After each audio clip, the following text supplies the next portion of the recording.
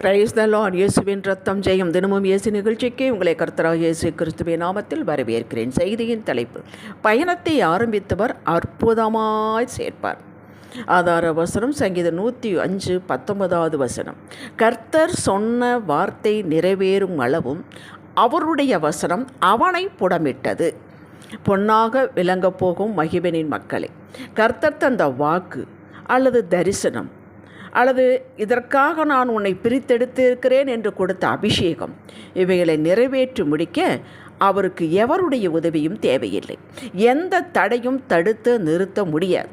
ஆனால் யாருக்கு இதை கொடுத்தாரோ அவர்களின் ஒத்தாசை, அதாவது இணக்கம், ஏற்றுக்கொண்டு அவரோடு நடத்தல், அதாவது கோஆப்ரேஷன் வேண்டும்.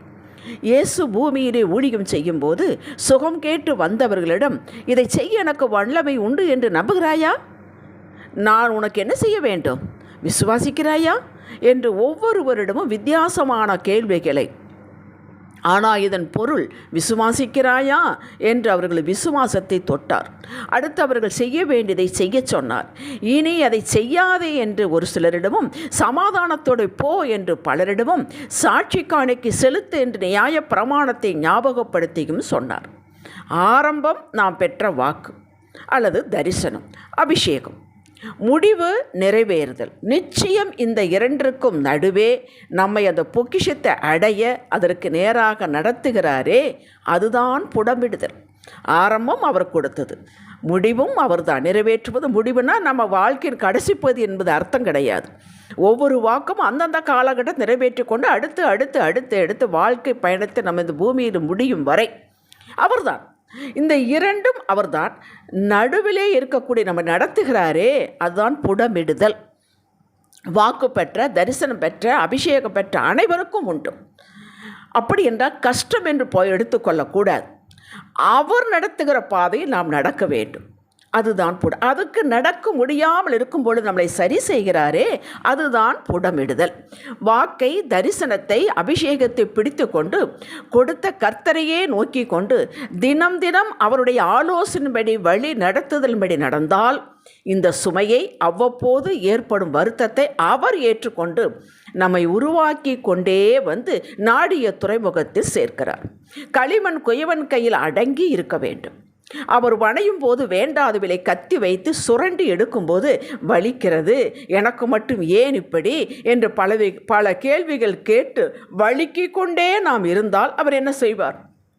அவர் கையில் அடங்கி இருக்கும் வரை அவர் அமைதியாகத்தான் இருப்பார். குயவனாகிய கர்த்தர் அதை திருத்தமாய் செய்யும்படிக்கு தன் பார்வைக்கு சரியாய் கண்டபடி குயவன் அதை திரும்ப வேறே பாண்டமாக வணைந்தான் என்று எரேமியா 18:4 சொல்லப்பட்டிருக்கிறது. கேட்டீர்களா? நம்மை என்னவாக மாற்ற வேண்டும், எப்படியெல்லாம் ஆசீர்வதிக்க வேண்டும், அலங்கரித்து திடமான வழுவி போகாத பாத்திரமாக மாற்றி பின் தன்னுடைய அந்த ஒப்பற்ற ஆசீர்வாதத்தை ஊற்றி கொடுத்து இந்த பூமியில் பெருமையினால் பெற்றதை இழந்து விடாமல், அஜாக்கிரதையினால் பெற்றதை இழந்து விடாமல் கடைசி வரை காத்து கொண்டு சாட்சியாய் வாழவே நம்மை புடமிடுகிறார். அவரது பாதையில் அடுத்து என்ன என்று யோசித்து தொய்து போக வேண்டிய அவசியமில்லை. எப்போது கஷ்டமும் நஷ்டமும் துக்கமும் ஏமாற்றமாகவே இருக்கும் என்று பிசாசின் பொய்க்கு விலை போய்விடக்கூடாது. தினப்படி வாழ்வில் உதவி செய்து கொண்டு நம்மை உருவாக்கி கொண்டே இருப்பதை அவரோடு இணைந்து இருப்பவர்களுக்கு புரியும். இஸ்ரவேல் மக்கள் வாக்கும் உடன்படிக்கையும் பெற்றவர்கள். ஆதியாகமம் 15 13, 14, 16 வசனங்களில் இது குறிப்பிடப்பட்டுள்ளது. அந்நிய தேசத்திலே பரதேசிகளாக இருந்து அந்த தேசத்தாரை சேவிப்பார்கள். 400 வருஷம் உபத்திரவப்படுவார்கள். பின் இவர்கள் சேவிக்கும் ஜாதிகளை நான் நியாயம் தீர்ப்பேன். மிகுந்த பொருள்களுடனே புறப்பட்டு வருவார்கள். 4ஆம் தலைமுறையில் அவர்கள் இவ்விடத்துக்கு, கானானுக்கு வருவார்கள். இது ஆபிரகாமோடே கர்த்தர் பேசினது, உடன்படிக்கை செய்தது. இதையே தான் ஈசாக்கோடும் யாக்கோபோடும் திரும்ப திரும்ப சொன்னார். அக்காலத்தில் இதற்கு எழுத்து வடிவம் இல்லை. வாய்மொழியாகவே ஒரு தலைமுறையிலிருந்து மறு தலைமுறைக்கு சென்றது. எதிர்பார்த்து கொண்டே இருந்தார்கள். கேலண்டர் இல்லை. அந்த வருஷம் முடிந்துவிட்டதா தெரியாது. ஆனால் கொடுத்தவர் ஒரு நாளும் தாமதிக்கவில்லை. மோசே, ஆரோன், யோசுவா தலைமையில் கொண்டு வந்து சேர்த்தார். 12 கோத்திரங்களுக்கும் நூல் போட்டு பங்கிட்டு கொடுக்கப்பட்டது. சத்துருக்களை அவர் கையில் ஒப்பு கொடுத்தார். ரிசல்ட்டை கவனியுங்கள். ஆரம்பம் எகிப்து, கொண்டு வந்து சேர்த்தது கானான்.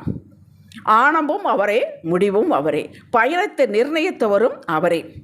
ஒரு வார்த்தை ஆகிலும் விடுபடவே இல்லை. யோசுவா 21:45 சொல்லுகிறது, கர்த்தர் இஸ்ரவேல் குடும்பத்தாருக்கு சொல்லி இருந்த நல் வார்த்தைகள் எல்லாம் ஒரு வார்த்தையும் தவறி போகவில்லை. எல்லாம் நிறைவேறிற்று.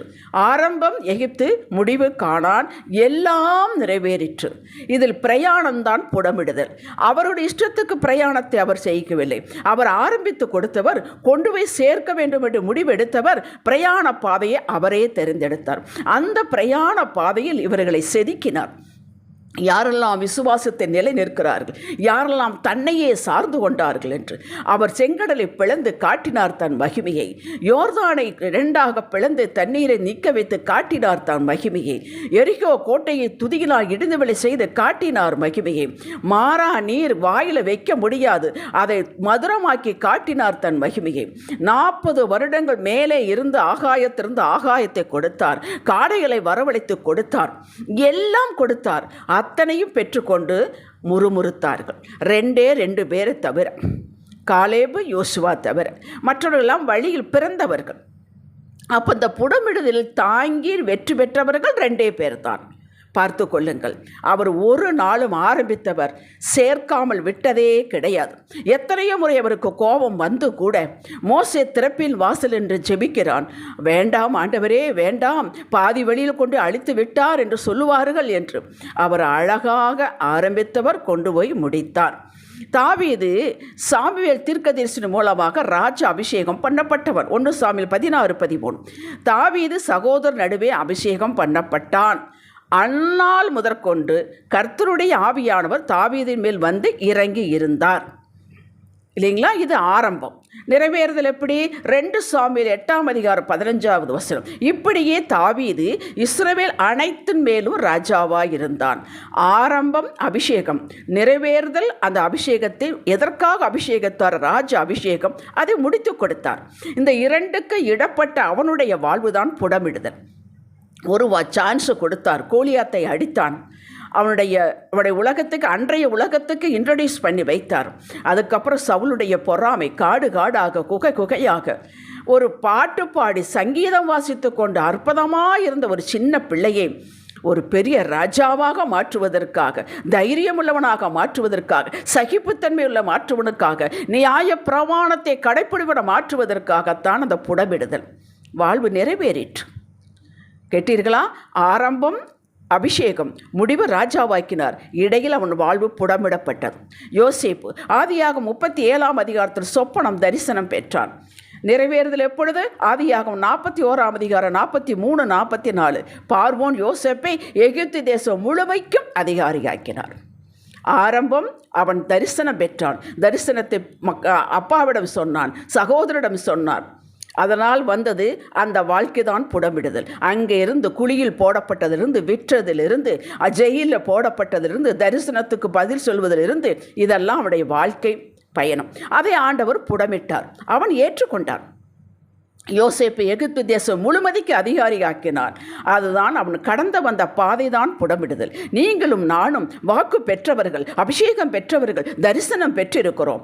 அதை நோக்கித்தான் நம்மை நடத்துகிறார் என்ற தெளிவு நமக்கு வேண்டும். யாரோ நம்ம கையை பிடித்து கொண்டுவில்லை, யாரையோ நாம் பின்பற்றி கொள்ளவில்லை, ஏதோ ஒரு கொள்கையை பின்பற்றி கொண்டு நாம் வாழவில்லை. ஜீவனுள்ள தேவனை, நம்மை படைத்தவரை, அண்ட சராசரங்களை படைத்தவரை, நான் உன்னை கொண்டு சேர்ப்பேன், சதா காலங்களும் உன்னோடு இருப்பேன், நான் உன்னை விட்டு விலகுவதுமில்லை, கைவிடுவதுமே என்று சொன்னவரை நாம் பிடித்திருக்கிறோம். அவர் நம்மை பிடித்திருக்கிறார். இந்த தெளிவு நமக்கு வேண்டும். அவர் கொடுத்திருக்கிறார், வாக்கு கொடுத்திருக்கிறார். அவரது முறைமையின்படி, அவரது யோசனை திட்டத்தின்படி நடத்துவார். அவரது காலத்திற்கு நாம் காத்திருக்க வேண்டும். இந்த தெளிவு ஞானம் இருந்தால் நாம் என்ன வந்தாலும் கவலைப்பட மாட்டோம். கிரீடத்திற்கு நேராக, பொக்கிஷத்திற்கு நேராக என்னை நடத்துகிறார் என்று வெளிப்பாடு பெற்றுவிட்டால் இந்த பயணம் ஆனந்தமாக இருக்கும். முள்ளுண்டு, காடுண்டு, பள்ளத்தாக்குள் உண்டு, ஆழி உண்டு, அக்கினி உண்டு, எல்லாம் உண்டு. ஆனால் அவர் பார்த்து கொள்வார். ஆரம்பித்தவர் அவர் அல்லவா? முடிக்க திட்டம் கொண்டிருக்கிறார் அல்லவா? நம்மளை கையை பிடித்திருக்கிறார் அல்லவா? எப்படி விட்டு விடுவார்? விடவே மாட்டார். எளிதாக அடையலாம். காலம் தாழ்த்துவதற்கு நாம் காரணமாக இருக்கக்கூடாது. இந்த புடம் விடுதலில் நாம் அவரை விட்டு விட்டு ஓடிவிடக்கூடாது, படுத்துக்கொள்ளக்கூடாது. தினமும் சொல்லும் அடியேன் கேட்கிறேன், கிருபை தாரும், மேற்கொள்ள பலன் தாரும், உம்முடைய நல்ல ஆவியானவர் அடியான செவையான வழி நடத்துவாராக, உம்முடைய வழியை எனக்கு காண்பியும் என்ற ஜெபத்திற்கு தினமும் பதில் உண்டு, பரிகாரம் உண்டு, பாதுகாப்பு உண்டு. ஆனந்தமாய் சேர்த்து வாக்கை தரிசனத்தை நிறைவேற்றுவார். ஹல்லேலூயா. ஜெபிக்கலாம். தகப்பனே, அடியானை பற்றிய நோக்கம் வழி தெரிந்துவிட்டது. உம்மோடு ஆனந்தமாக உருவ நடந்து பெற்றுக்கொள்வோம். எல்லாம் நிறைவேறிற்று, ஒன்றும் நிறைவேறாமல் இல்லை என்று ஒரு நாள் சொல்லுவோம். அந்த நாள் மிக சமீபமாக இருக்கிறது. உம்முடைய நுகம் மெதுவாயும், உம்முடைய நுகம் மெதுவாயும், உம்முடைய சுமை லெகுவாயும் இருக்கிறது என்று சொல்லப்பட்டதை கண்டிருக்கிறோம். அப்பா, நீர் சுமப்பீர், நீர் ஏந்து கொள்வீர், நீர் சேர்ப்பீர். இயேசுவே நாமத்தில் அறிக்கை செய்கிறோம் எங்கள் அருமை பிதாவே, ஆமேன். இன்றைய சிந்தனைக்கு குயவனாகிய கர்த்தருக்கு இந்த மண்ணாகிய அடியான் மீது உரிமையுண்டு. அவர் கையில் நான் இருக்கிறேன். அவருடைய திட்டத்தின்படி என்னை வணைகிறார். ஆமேன். ஹல்லேலூயா.